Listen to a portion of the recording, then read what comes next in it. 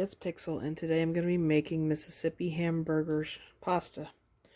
For that I'm going to need a box of Barilla or whatever pasta you like, angel hair, about 1.5 cups of our beef broth, a jar, small or medium in size of banana pepper, rings or whole, packet of Au Jus Gravey, a packet of ranch seasoning, and a pound of hamburger. That should be pretty easy and fun, so let's go. Once we get the hamburgers start browning, it's time to add in the ranch packet.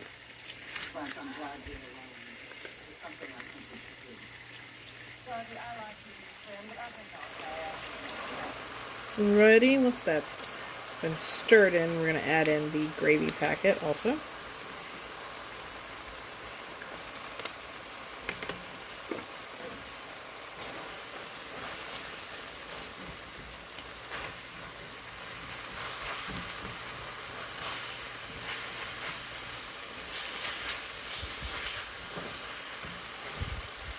Now, as you can kind of see to the side over there, we've already cooked our pasta. Just follow the instructions on the box for however long they say.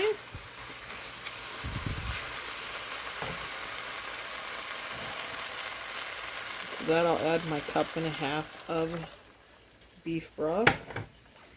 That'll start thickening up pretty soon here in a moment. Once the gravy starts thickening up, you're going to want to pour probably a good 1/2 cup of the banana peppers juice in with your gravy mixture. And of course give that a couple more minutes to thicken back up. And once that's to the thickness you want, you can take some of the banana peppers, toss them on in there. I wouldn't suggest the whole jar,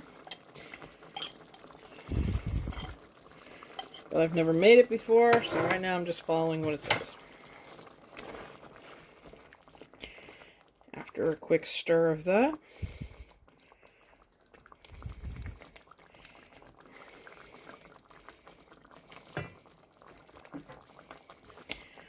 be adding in the angel hair.